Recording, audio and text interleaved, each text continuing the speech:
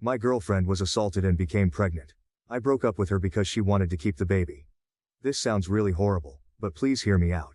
Me, 30-year-old male, in a really shit situation. 2 months ago, my girlfriend was attacked. It happened in a park. She didn't want to report it and went into a full breakdown. She wouldn't speak to the police or go to the hospital. I couldn't force her, so I just stayed with her. She was in a really bad state, and I've been by her side, listening to her, helping her. We've been to therapy, and she knows I'm there for her. She has a history of depression, and I've been really worried. She was, obviously, in a really shit state since. She would barely eat or sleep, and she'd often wake up in the middle of the night crying or screaming. I've been with her, by her side, listening to her, helping her with whatever she needed. Sometimes she'd just stare at the walls for hours, lost in her thoughts. We went to therapy together, trying to find some way to navigate through the mess. I wanted her to know I'm there for her, no matter what. She's got a history of depression, and seeing her like this has had me really worried. I try to be strong for her, but there are moments when I feel completely powerless. Last week, we found out she was pregnant. The moment we saw the test results, it was like the world stopped. I felt a mix of anger, sadness and helplessness all at once. I was abroad for 2 months before the attack on work, and I came back early to care for her. So the baby definitely isn't mine. She is 100% sure it's the attacker. We had hoped it was just a false alarm, but the tests don't lie. The realization hit her hard, and she broke down again. The fact that this pregnancy is a constant reminder of that horrific night is tearing her apart. She feels trapped, and I don't know how to help her escape this nightmare. So we had a discussion. It was one of the hardest conversations we've ever had. She's a devout Catholic, and her faith means everything to her. Initially, we decided on an abortion. It seemed like the only way for her to start healing and move forward. But after she spoke to her mother, everything changed. Her mother told her that under no circumstances should she abort, saying it would be a grave sin. After that talk, she decided to keep the baby, saying that it isn't the baby's fault. She believes that every life is sacred, no matter the circumstances. I could see the turmoil in her eyes, torn between her faith and the trauma she's been through. It was like watching her heart break all over again. I flat out told her that I would not help raise a baby of a guy who attacked her. The words felt harsh, but I needed her to understand my stance. She cried and begged me not to leave. Her tears were heartbreaking, and I hated seeing her in so much pain, but I couldn't back down. I told her that she is the one making the choice. Either she keeps the baby and I leave, or she aborts the baby and I stay. I would not let this go. I couldn't see myself raising a child that would be a constant reminder of the worst thing that ever happened to her. It felt like an impossible situation, but I needed her to understand that I couldn't compromise on this. The decision was her, but I had to be honest about what I could and couldn't handle. She didn't want either of those things to happen, so I told her we were done. I feel shit. Was I wrong? Update 1. I'll post the update first, since there has been some change since I last posted. Then I'll respond to some general points made from the last thread, and the ton of PMs I received. Yesterday, I received a call from my girlfriend. She was crying, and she begged me to listen to her. I told her that I still care for her, and that I'll obviously listen to what she has to say. She told me that a few days after I told her we were done, she called up her mother to talk about this. She needed someone to confide in, and she thought her mother would understand. Apparently, what happened before was that she pretty much decided on aborting. She felt it was the best way to start healing and move forward. But then, when she spoke to her mother, everything changed.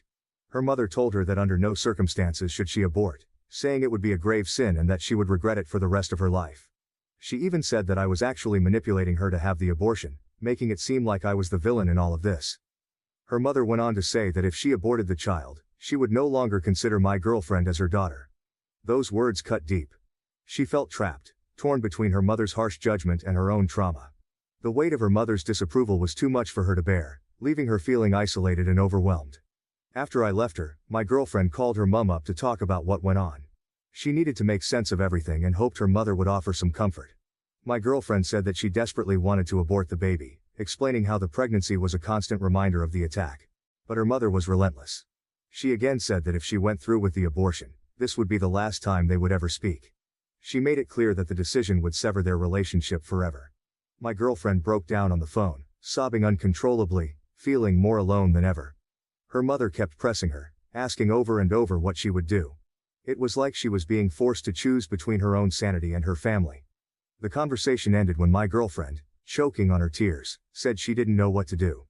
The weight of that ultimatum left her feeling completely devastated and lost. Then she started texting.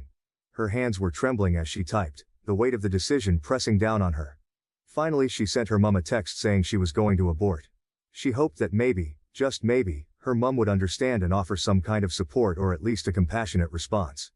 Instead, the reply was swift and brutal. She was blocked immediately, cut off without another word. The person she had always turned to in times of need had shut her out completely. My girlfriend then called me, and told me everything. She will be having an abortion in 3 weeks.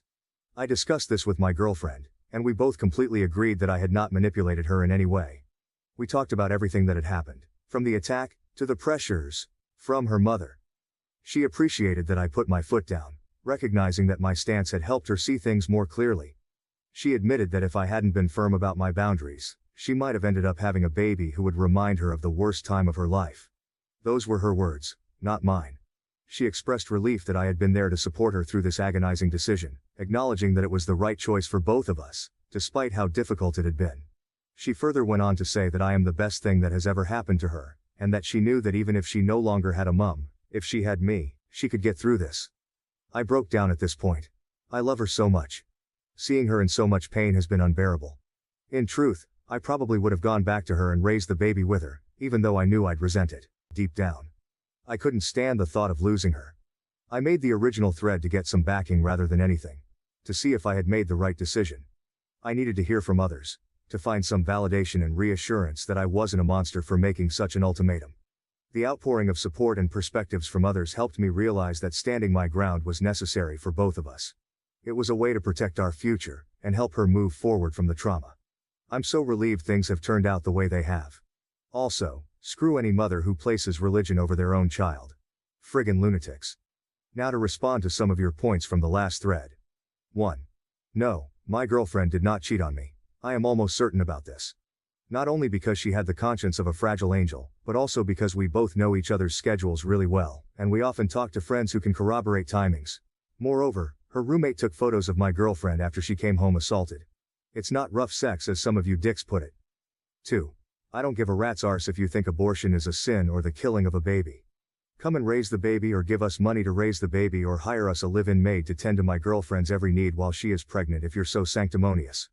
Talk the talk, then walk the walk, you wanking tit baboons. 3. My girlfriend was absolutely clear she wanted to raise the baby, probably influenced by the mum. 4. Thanks for all the people telling me I did the right thing. It was really difficult. I'm very glad it turned out the way it has though. 5. To the people who PM'd me telling me I'm a monstrous baby killer, I fail to see what my hobbies have to do with this issue. Update 2. I was hoping to post here again after the abortion, still scheduled for 2 weeks' time, but I thought I should provide an update on some recent events from a mother from the pits of Satan's rectum. On Saturday, I answered my door and stood face to face with 2 police officers. My heart immediately sank. They asked me if I was who I was, and I replied that I was. I couldn't help but feel a surge of anxiety, wondering what this was about. They then said they were looking for my girlfriend. I called her over, my voice shaking a bit, and she appeared, looking confused and scared. The police officer said that he needed to have a word with her. My girlfriend's face went pale, and I could see the fear in her eyes.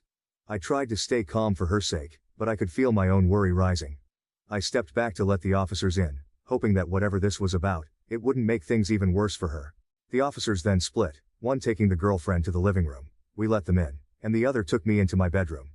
The officer who took me started asking me questions about how long my girlfriend had been here. He wanted to know if she had any contact with anyone else, and if she had left the house at all. His questions seemed endless, each one more invasive than the last. I answered them all, trying to stay composed despite my growing frustration. I could sense the suspicion in his tone, and it made me uneasy. After answering a few more questions, I finally asked what this was all about. The officer just said they received a report to check on my girlfriend. My heart raced as I wondered who could have made such a report, and why. When I pressed further and asked who reported it, the officer said he couldn't say. His response left me feeling even more anxious and confused. It felt like we were being scrutinized for something we had no control over. After a while, the other officer was done, and they both left. The moment the door closed behind them, my girlfriend burst into tears. She told me that she was outright asked if she was in danger and if I had been hurting her. The officers even asked if she was being held against her will. She said no to everything, of course, but the questions had shaken her. She felt violated and scared. Then she revealed that the police had received a call from her mother, claiming she might be in danger and that I could be abusive to her. The accusation hit me like a punch to the gut. I couldn't believe her own mother would go that far. It felt like a betrayal, and the fact that she would try to use the police to drive a wedge between us made me furious. My girlfriend was devastated, caught between her loyalty to her mother and the reality of our situation. I was fucking livid. The moment she told me what her mother had done, rage boiled up inside me. I couldn't believe the nerve of her mother, accusing me of something so vile and trying to use the police to interfere in our lives. I immediately said I was going to press charges against her. For what? I didn't know exactly. Harassment, probably. Anything to hold her accountable for this madness. I couldn't just stand by and let her get away with trying to destroy us like this. My girlfriend looked at me with wide, tear-filled eyes, clearly torn between wanting to protect her mother and understanding my anger. The betrayal stung deeply, and I needed to do something, anything to fight back against the injustice of it all. My girlfriend begged me to not, and said that it would all just blow over, and that she just needs time to calm down. What a f. She sent the police to my house to get me arrested. How is that sane thinking? I couldn't wrap my head around it. The sheer audacity of it all left me reeling. I could lose my job if I was arrested and charged. My career, my livelihood, everything I had worked so hard for could be shattered because of her unfounded accusations. What the hell is she thinking? It felt like she was trying to ruin my life and our relationship all in one fell swoop.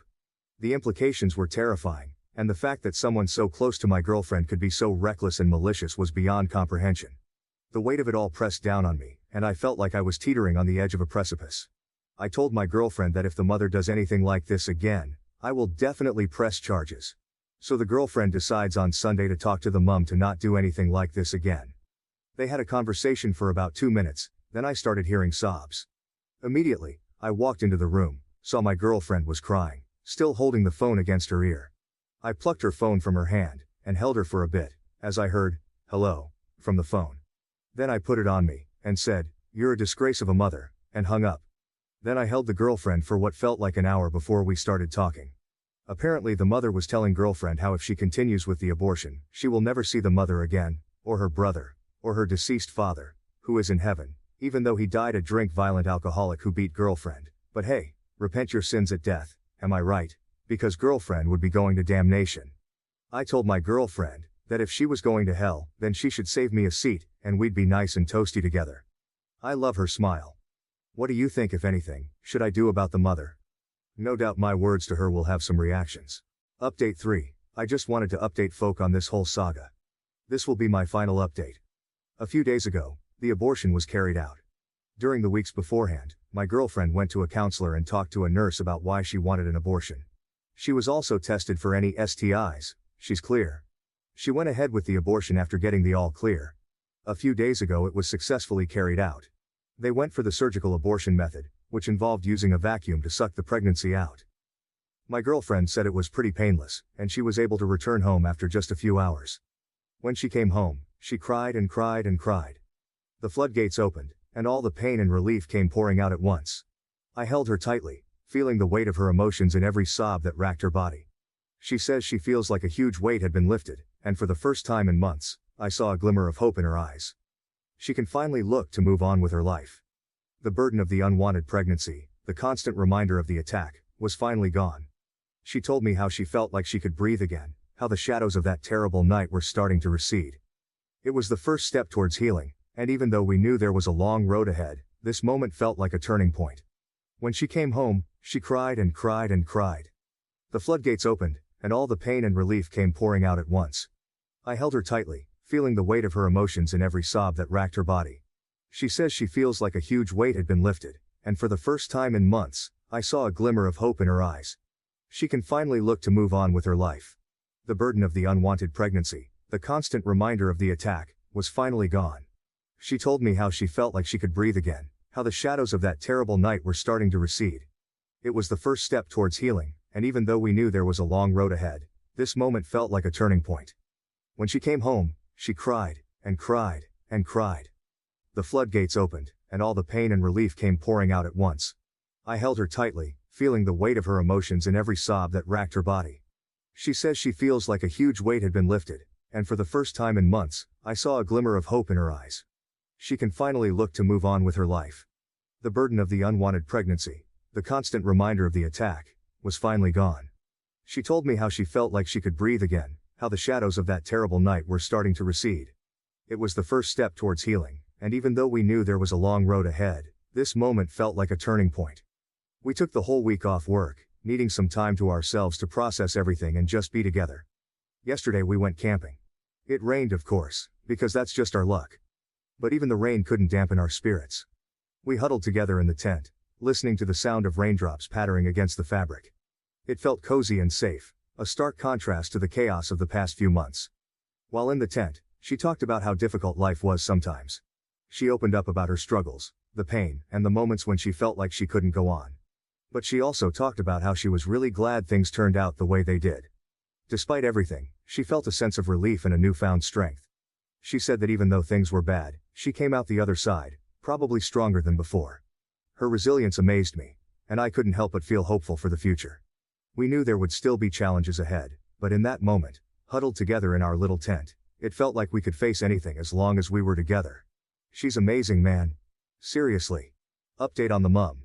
So my girlfriend received a call from her mum, who was asking if she went through with the abortion. My girlfriend and I have an agreement that if her mum calls, either hang up or give it to me. We decided on this to protect her from any more emotional manipulation. In this instance, she answered the call out of habit and didn't know what to say. The moment she heard her mother's voice, she froze. She looked at me with wide eyes, panic written all over her face, and handed me the phone without saying a word. I took the phone and braced myself. Her mother immediately launched into a tirade, demanding to know if the abortion had been carried out. I told her that the abortion went perfectly. As soon as I said those words, she unleashed a stream of curses at me, her voice dripping with venom. I listened for about a minute, letting her get it all out, a slight smile playing on my lips at the absurdity of it all. When she finally paused for breath, I calmly said, "How Jesus of you," and hung up. My girlfriend didn't find it funny. Anyway, that's it. The silence that followed was heavy, but it felt like a small victory. My girlfriend gave me a grateful look, relief washing over her face. We knew her mother wouldn't take the news well, but standing up to her felt like reclaiming a bit of our own power. Good luck to everyone in their lives. Also, if you're going to message and insult me via PM, just be warned. I've killed a baby before. In your opinion, what do you think about this story? Please leave your comment below to let me know. My stepmom left my dad after I refused to let her walk me down the aisle, and now he has a shocking confession before my wedding. I'm Lily, a 28-year-old woman who will marry her fiancé Richard, a 30-year-old man, in 3 months. To comprehend my current circumstances, I must return to my childhood. My parents, Claire, 53F, and Tom, 55M, met at college and married young. They had me when they were both 25, and for the first 10 years of my existence, we seemed like the ideal family. I remember spending weekends at my grandparents' lake house, where Dad taught me how to fish while Mom made lunches. Every Friday, we had family game night, and my parents took turns reading me bedtime stories. It wasn't perfect, they argued like any couple, but I always felt loved and secure. Everything changed when I was 10. Dad began working late more frequently, and Mom appeared increasingly tense and sad. I overheard arguments about someone named Tanya, but I had no idea what was going on. Then, one day, I returned home from school to find Mom crying in the kitchen. She sat me down and told me that Dad had an affair with his coworker, Tanya, 48F, and they were getting divorced. The following few months were a jumble of tears, conflicts, and bewilderment. Dad moved out, and I remember being furious with him for hurting Mom and splitting up our family. The divorce was messy and traumatic. There were intense debates over custody and property partition. I recall sitting outside the courtroom during one of their sessions, feeling disoriented and terrified. In the end, Mom received primary custody, with Dad receiving visits every other weekend. At first, I was hesitant to spend time with Dad. I was angry and sad, and I did not want to leave Mom alone. Mom, despite her own anguish, pushed me to give Dad another chance. She informed me, "Your father made a mistake, but he still loves you. It's fine to adore him too." Gradually, I began to like spending weekends with Dad. He'd take me to the movies, show me how to cook, badly, and we'd have lengthy discussions about school and my friends. Things became more problematic when Dad declared 2 years after the divorce that he was marrying Tanya. Tanya and I met for the first time at a dinner Dad had arranged. She appeared pleasant enough, bringing me a gift, a diary with my name embossed on it, and inquiring about my interests. But I couldn't get rid of the idea that she was the reason my family had come apart. Tanya worked hard to establish a bond with me after Dad and Tanya married. She was constantly buying me gifts, clothes, books, art supplies, and recommending mother-daughter activities such as spa days or cooking classes. However, her efforts felt forced to me, and I was never comfortable around her. Part of it was out of loyalty to my mother, and part of it was because Tanya appeared to be attempting to replace her. As I approached adolescence, my connection with Dad and Tanya deteriorated. They would frequently make disparaging remarks about Mom, such as, "It's a shame your mother is so bitter," or, "If only your mother could move on like we have." These statements bothered me because I understood how hard Mom worked to co-parent harmoniously. My mother, on the other hand, never spoke negatively about Dad or Tanya in front of me. She listened to my complaints but always pushed me to give them another shot. "They're not perfect," she'd continue, "but they try. It's acceptable to have many relationships with different people in your life." Tanya became pregnant when I was 16 years old. Dad was overjoyed, continually mentioning how happy he was to have a real family, now. Those words struck deep because they made me feel like I wasn't enough for him. Like I was a relic of his past rather than an important part of his new existence. Tanya had a miscarriage at 20 weeks. It was a tough time for them, and I recall feeling a combination of anguish for their loss and guilty relief that I would not be replaced by a new baby. Dad informed me that Tanya would require additional love and support from me, which put a lot of strain on me at a time when I was already dealing with usual teenage concerns and the lingering consequences from the divorce. Tanya's attachment to me grew stronger following the miscarriage. She began introducing me to everyone as her daughter, which made me very uncomfortable. She also started urging me to call her Mom, something I flatly refused to do. This resulted in several arguments, with Dad always siding with Tanya and accusing me of being insensitive to her feelings. During this time, my relationship with my mother remained solid. She was my rock, always willing to listen without judgment and provide support without pressuring. She encouraged me to pursue my interests, which led to me joining the school newspaper and later studying journalism in college. I met Richard in college. We were both writing for the campus paper and bonded over our shared interest in investigative reporting. Richard's family was much easier than mine. His parents were still happily married and he had 2 younger siblings. I was initially cautious to let him inside my delicate family relationships, but his tolerance and understanding allowed me to open up. All of these previous concerns have finally come to a head as we prepare our wedding. I have chosen to ask my mother to walk me down the aisle. She's been my steadfast supporter, role model, and greatest friend. When I told Dad and Tanya about my decision, Tanya fell into tears and Dad became enraged. They told me I was being selfish and that Tanya should also lead me down the aisle because she had been in my life for so long. I refused, stating that my mother is my soul mother and the person I want at my side on my wedding day. This sparked a heated dispute, with Dad threatening not to attend the wedding if Tanya wasn't given a particular position. He mentioned all the times Tanya tried to be there for me, the presents she bought, the activities she planned, but to me, such things pale in contrast to my mother's unwavering love and support. Tanya blamed me of never giving her a chance and claimed that after all these years, she considered me her own daughter. She brought up her miscarriage again, expressing how difficult it had been to lose a baby and then have her stepdaughter reject her. I understand that the miscarriage was difficult for her, but I don't think it's appropriate to use it as emotional leverage against me. I'm sticking to my decision, but now I'm wondering if I'm being too severe. Richard fully supports me, saying that it is our wedding and we should do whatever feels right to us. However, some of my extended family members believe I should make a compromise to keep the peace. Part of me feels bad for hurting Tanya's feelings, but a larger part of me is upset that Dad and Tanya are attempting to make my wedding about them. I've spent years attempting to negotiate this blended family arrangement, often at the price of my own emotions. I want my wedding day to be a celebration of love, not a battleground for old family feuds. Am I an asshole for refusing to have my stepmother lead me down the aisle? Should I stick to my decision or seek a compromise? Update 1. It's been a month since my previous post, and a lot has changed. First and foremost, I'd want to thank everyone for their encouraging words. They greatly increased my confidence in my decision. After the wedding quarrel, my father and Tanya stopped communicating to me for a few weeks. It was a stressful situation, and I found myself continually checking my phone, half expecting and half fearing a message from them. Richard was quite helpful at this time, telling me that it was acceptable to prioritize my own sentiments and that I was not responsible for controlling their emotions. Tanya called me unexpectedly, weeping. She apologized for pressing me throughout the years and stated that she simply wanted to be close to me. Her voice sounded truly sorry, and for a little time, I felt a ray of optimism that we might be able to go forward. She asked if we could meet for coffee to talk things over, and after some hesitation, I accepted, thinking it would be a good opportunity to clear the air before the wedding. We met in a neighborhood cafe that I used to frequent in college. It was weird to be seated across from Tanya in a setting that brought back memories of study sessions with friends and early dates with Richard. At first, everything appeared to be going well. Tanya was surprisingly sympathetic, even saying she accepted my choice to have my mother follow me down the aisle. She told my father some anecdotes about her own wedding, including how scared she was and how she wished she had a closer relationship with her stepmother. I found myself softening slightly, viewing her as a person with her own troubles and fears rather than the woman who had ended my parents' marriage. However, things took a turn when she mentioned that she and my father were thinking about renewing their vows next year. At first, I assumed she was just discussing their plans, but then she dropped a bombshell. She offered that I walk her down the aisle at their vow renewal ceremony to balance things out. This suggestion stunned me.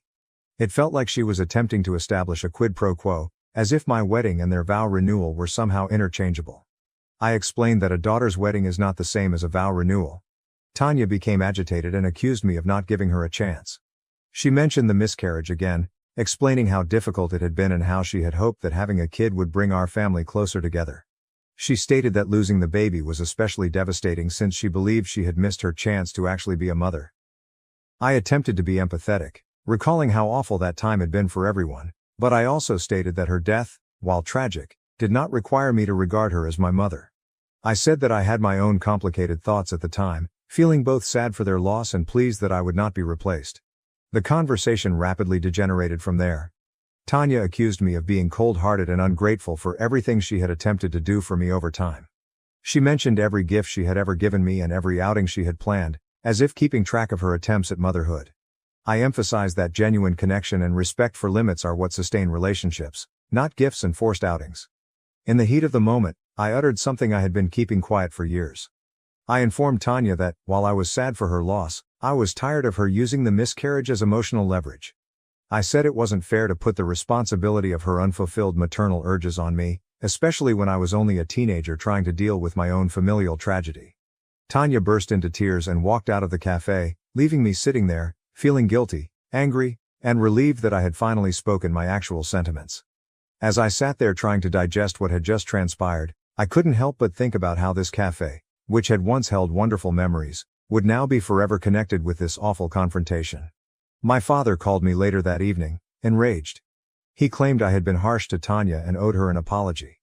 He accused me of being selfish and ungrateful, claiming that Tanya had always wanted to love me.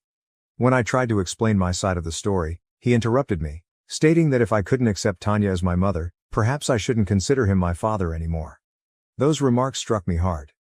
Despite our disagreements throughout the years, I never questioned that my father loved me. But in that moment it felt like he was choosing Tanya above me, just like he had done years before when he abandoned our family for her. I am hurt and outraged, but I am also more certain than ever in my decision. Richard has been wonderfully supportive throughout this process, hugging me when I cry and assuring me that I have every right to set boundaries. We're going forward with our wedding plans, aiming to create a day that celebrates our love and the family we're starting together. My mother has also been fantastic. When I told her what had happened, she listened without judgment and offered consolation without attempting to influence my decision. She reminded me that family connections are complex and that it is acceptable to prioritize my own emotional well-being.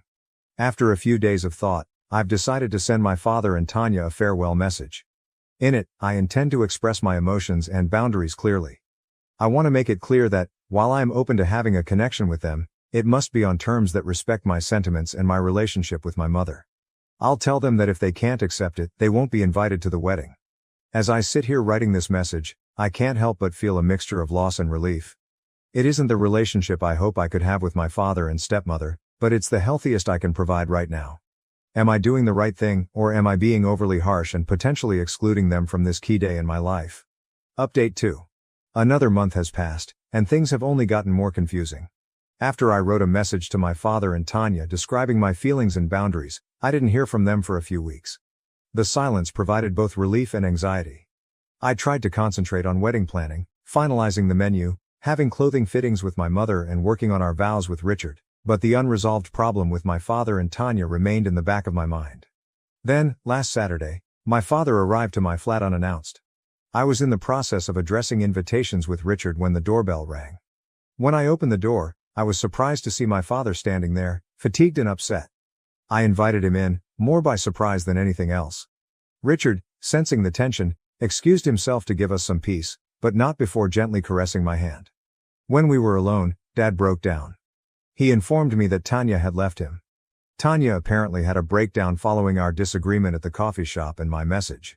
She informed my father she couldn't take the rejection longer and needed to find herself. She packed her luggage and left to reside with her sister in another state. As I listened to my father pour out his heart, I was overcome with emotion. Part of me felt justified.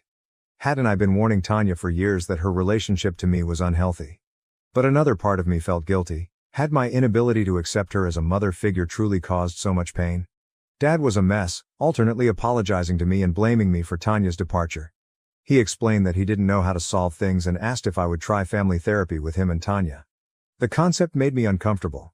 I told him I wasn't prepared for that, especially since Tanya had left him and I wasn't sure where we all stood.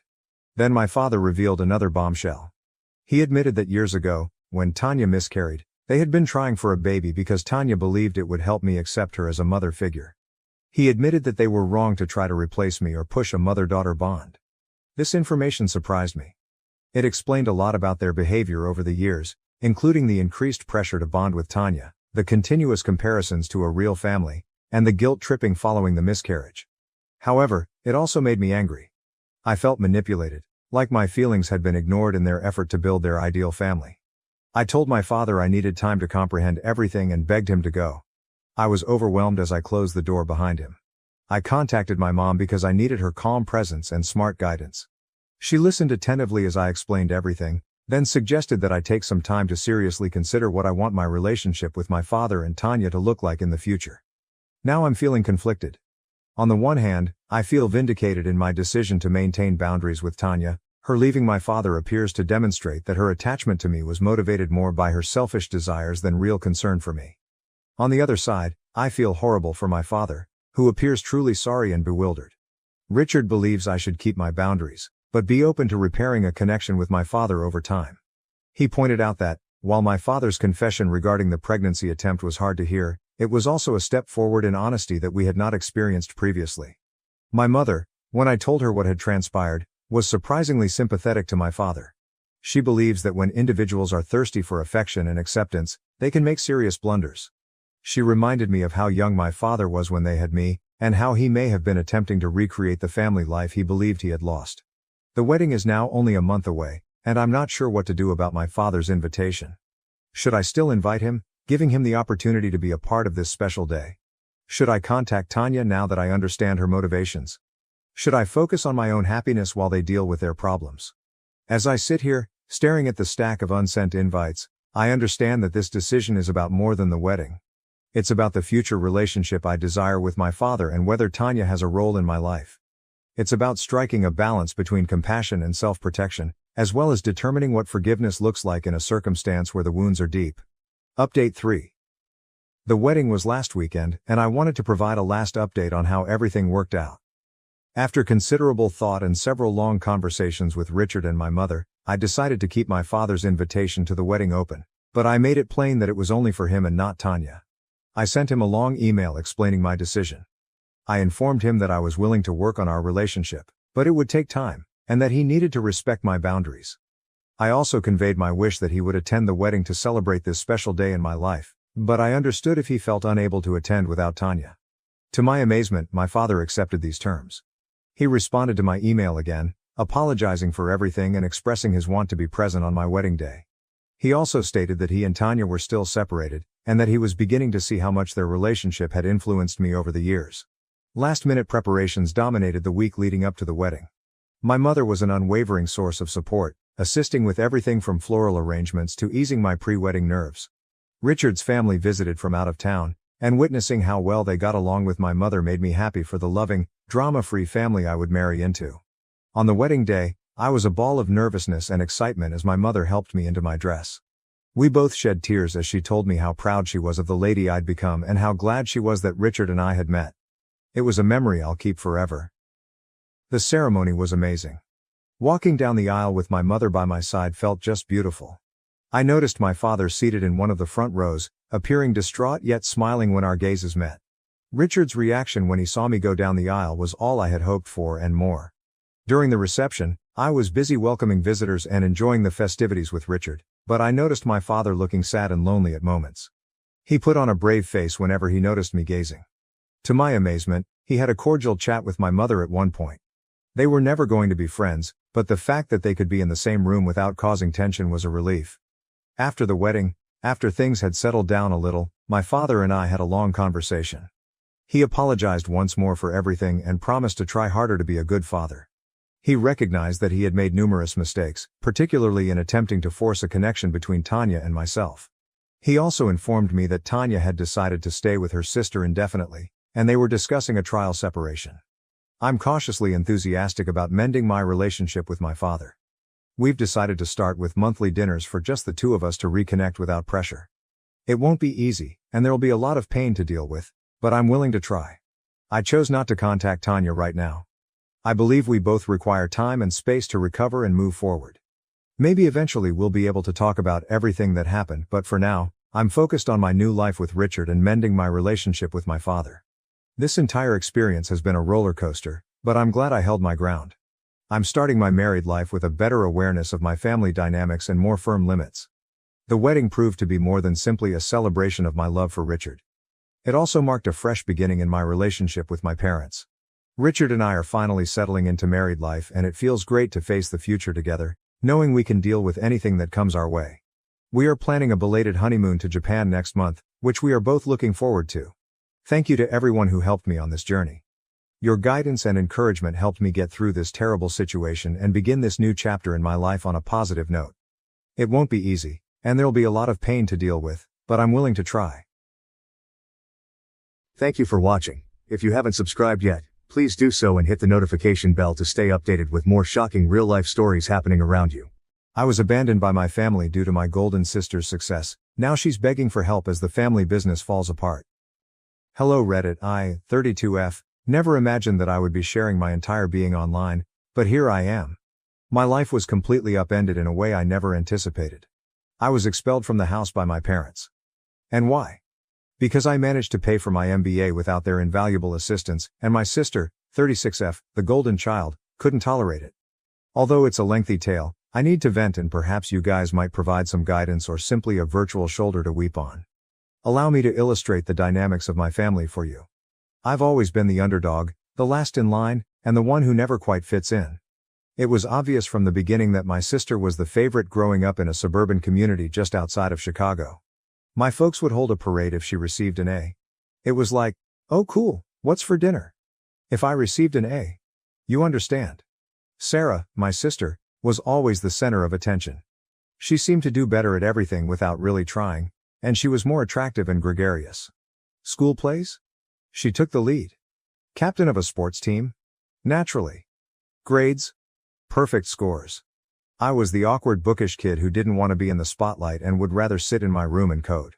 My parents were enamored with Sarah as if she were a prodigy when she enrolled in a prestigious business school.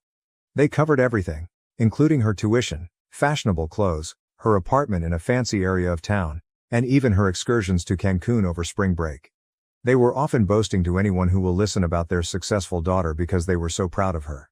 I kept my head down and assumed I would have to handle things alone in the interim. Despite taking out loans and working part-time jobs during my time in college, I was still able to earn honors in computer science. But was there a celebration for me? No, my mother just said, "Dear, that's nice. Have you looked at the pictures from Sarah's graduation? Wasn't she beautiful?" In the present, I have spent the last few years managing projects for a digital company. Although it pays the bills and is a fine job, I'm looking for more. One day, I hope to launch my own business, rise in my job, or even get into top management. I therefore made the decision to apply to a respectable university's MBA program. The catch? The cost of tuition is extremely high, 6 figures to be exact. I had the hope that my parents might lend me some support. After all, they funded Sarah's whole schooling, right? After a family supper one evening, I sat them down and, to my astonishment, the topic of conversation revolved around Sarah's most recent achievement at the family restaurant. I outlined my strategy, gave them an overview of the school, described how it would advance my career, and then tactfully brought up the topic of tuition. The expressions on their faces. It would seem as though I had asked them to sell their kidneys or something. They informed me outright that they couldn't pay my tuition, which is fine, I understand that MBAs are costly. But the fact that they refused to even co-sign a loan was what really infuriated me. I only wanted their assistance so I wouldn't be drowning in debt for the rest of my life, not to pay for everything. Their logic. We have already covered Sarah's tuition. Now is the time to consider our future. The worst part is that they also intended to grow the family restaurant. It seemed like they were investing all of their savings in that. What I was hearing was unbelievable. So you could afford Sarah's entire education, but you can't even co-sign a loan for me? Trying to speak steadily, I asked. Well, honey, Sarah's education was an investment in the family business, my mother boldly said. You have an MBA? That's only for you, isn't it? Only for me, as if I weren't related to them? As if they didn't care about my success? I was at a loss. My parents seemed to be putting unnecessary barriers in my path, but I didn't want to miss this chance. When it came to me, they had to be prudent and frugal, but they had no trouble spending a lot of money on Sarah. I had no choice but to ask my Aunt Margaret. Now, let me tell you that my dad's older sister, Aunt Margaret, is quite different from my parents. To be honest, she is far more successful than both of them and works as a neurosurgeon. She has always been nice to me though, and she's also quite grounded. There was always this strange tension between her and my parents. At family get-togethers, they would pretend to be courteous, but I could tell they were resentful of her success in comparison to their own. In particular, my dad detested feeling like he was overshadowed by her. When I was younger, I overheard arguments in which my dad accused Aunt Margaret of being conceited and defaming him. At first, I wasn't particularly interested in involving her, but I was desperate. One day, I contacted her to see whether she would be able to assist me with the tuition. I described the circumstances, my parents' refusal to assist, and the significance of this MBA to me. Aunt Margaret made no hesitation at all. Of course I'll help, she said. Why didn't you approach me earlier? It would be an honor for me to invest in your future because I've always believed you have a lot of promise. I felt so grateful, but I was also afraid my dad would find out. He would go crazy if he found out that I had approached his sister behind his back to request money. In order to keep it a secret, I pleaded with Aunt Margaret. Recognizing the complicated family dynamics at work, she concurred. After that, everything was well for a time. Since my tuition was paid for and I was preparing to begin my MBA school, I assumed I was safe. I felt both anxious and optimistic about the future. I felt like I was winning for once. Sarah made the decision to wreck everything at that point. I'm still not sure how she learned that I had asked Aunt Margaret for assistance. Perhaps she snooped through my emails when I wasn't looking, or perhaps she overheard a call. However, she did discover, and as the golden child that she is, she was unable to ignore it. She had to make it into a large, theatrical spectacle. After a long day at work, I was thrilled to share some news about my impending MBA orientation when I got home one evening. However, I could sense a problem as soon as I entered the room. The home was eerily silent, and the air felt heavy with stress. My heart fell as I walked to the living room. Everything I owned, including my books, clothes, and even my bedding, was put up in boxes. I felt as though the house was erasing me. Sarah was standing off to the side with this smug, self-satisfied expression on her face while my parents were seated on the couch, their emotions a mixture of disappointment and rage. I had the impression that I had entered a perverse intervention. My father wasted no time. "Explain this," he asked, tossing me a pile of papers. I picked up the papers with trembling hands, not understanding a word he was saying. I became aware that Sarah had completely lost her mind at that point. She had created these fictitious emails between Aunt Margaret and me, giving the impression that I was betraying the family. The emails gave the impression that I had given Aunt Margaret the trade secrets of our family restaurant in return for her covering my tuition. Recipes, supplier details, and even the restaurant's finances were discussed.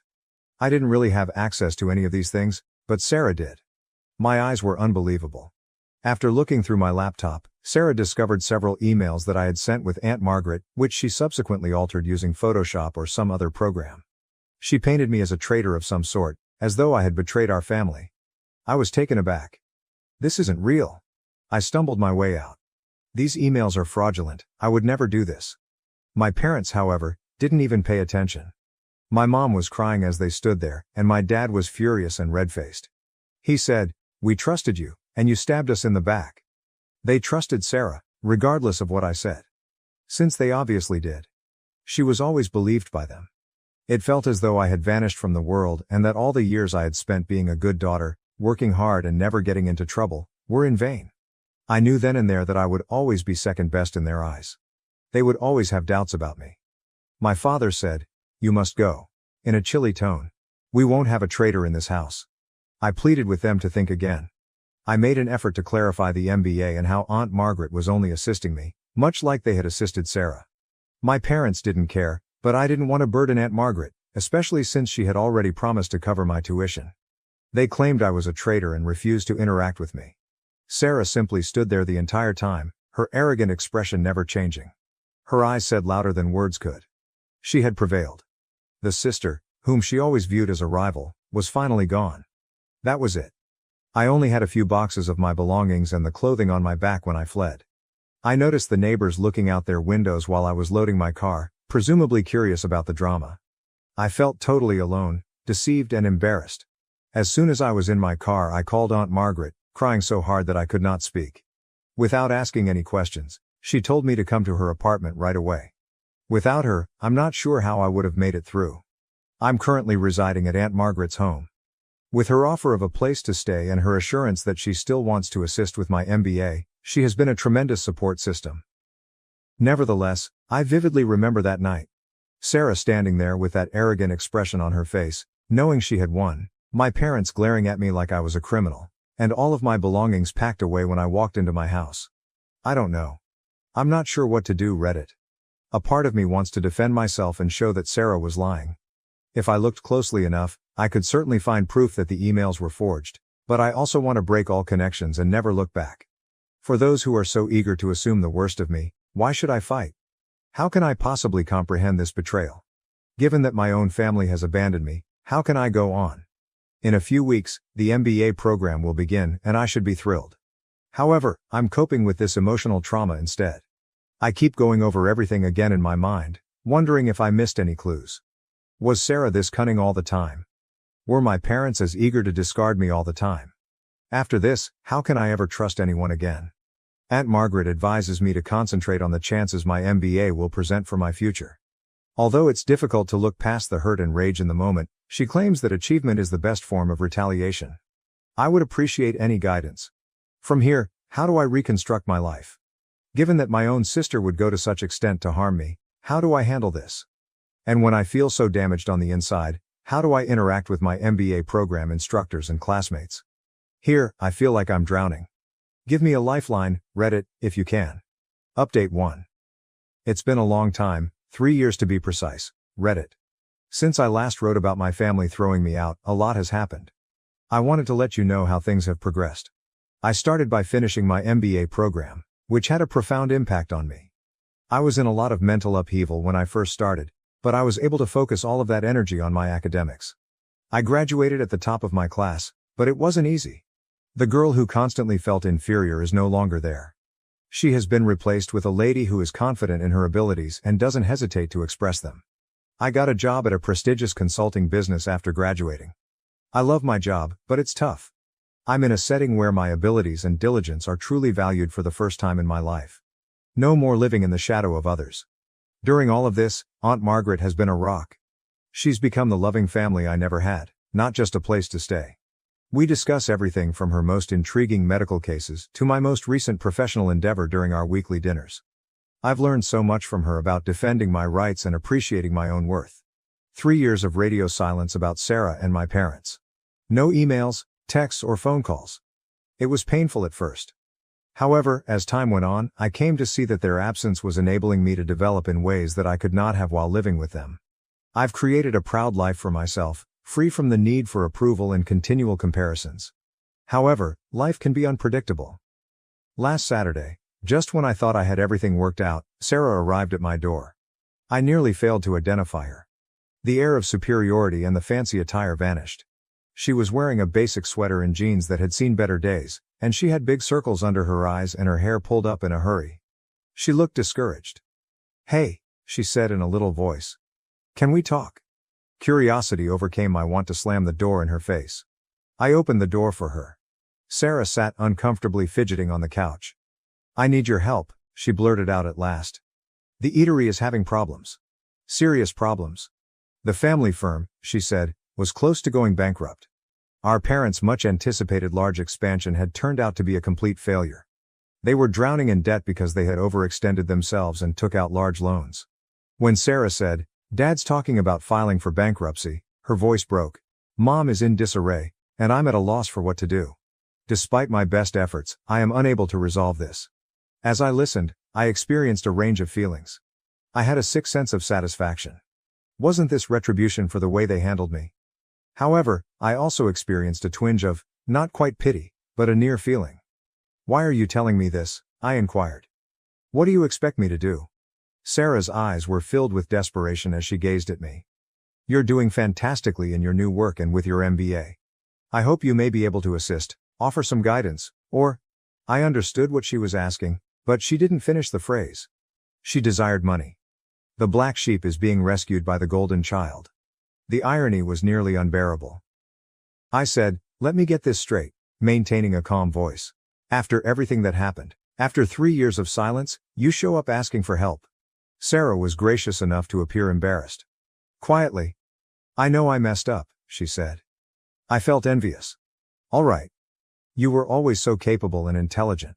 I lost it when I learned that Aunt Margaret was assisting you. I apologize. After 3 years, all she could do was apologize. It was dreadfully insufficient. Sorry doesn't cut it, Sarah, I responded. You have no idea what I've been through because of what you did. I know, she responded, her eyes welling with tears. But we're still related, aren't we? Family members support one another. Just give it some thought, please. Family. The word struck me hard. After everything that had transpired, were we still related? I informed Sarah that I needed some time to reflect. With a disappointed expression, she left her number and left. And now I'm here, attempting to decide what to do. On the one hand, I've put a lot of effort into creating this new life for myself. The familial drama, the incessant comparisons, and the sense of inadequacy have all finally left me. Is it really my intention to become entangled in all of it again? However, a tiny part of me still gives a damn. I feel something when I consider my parents' bankruptcy, not quite pity, but also not disinterest. However, there is a part of me that sees this as a chance to show them what they lost when they rejected me. To definitively demonstrate that I am not the failure they have always believed me to be. However, is it worthwhile? After the way they treated me, do I owe them anything? And would things truly change even if I did help? Or, regardless of what I do, would I always be the second best daughter? Reddit, I'm conflicted. How would you respond if I were you? Should I defend myself and let my family work out their own problems, or should I assist them and run the danger of getting injured again? I've been thinking about it for the past few days, but I'm still not convinced. A part of me wants to step up, offer them a helping hand and pull them out of this mess. It might present an opportunity to re-establish our friendship on more equal terms. Another part of me, though, is screaming to go away. I'm still recovering from the profound damage they caused me. Would I truly want to expose myself to that suffering once more? Aunt Margaret and I have discussed it. As usual, she has been encouraging, telling me that she will support me no matter what. However, she cautioned me as well. Sometimes helping others means sacrificing yourself, she stated. Make sure you're not setting yourself on fire to keep them warm. I've been distracted recently, and my coworkers have noticed. Some have listened sympathetically, but I haven't told them the specifics. One of them stated, sometimes the most professional thing you can do is to keep your personal life separate from your work. That statement has stayed with me ever since. The MBA courses on crisis management and corporate turnarounds are still on my mind. It's likely that I could assist them and provide a strategy for escaping this situation. Should I though? Am I accountable? What about the apologies from Sarah? Is it sufficient? Is this just another ploy, or can I believe that she truly feels bad? I'm also concerned about how it might affect my personal financial security. Even though I'm doing well now, I'm not exactly making a ton of money. Assisting them might jeopardize my future ambitions. One thing is certain, this time, whatever I decide, it will be on my terms.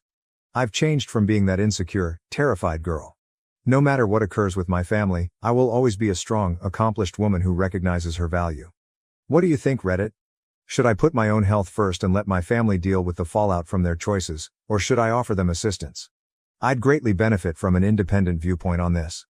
Update 2. It's me again, Reddit. Things have taken a crazy turn since my previous update, and I can't believe I'm back so quickly. Do you recall how I debated whether or not to assist my family with their restaurant problems?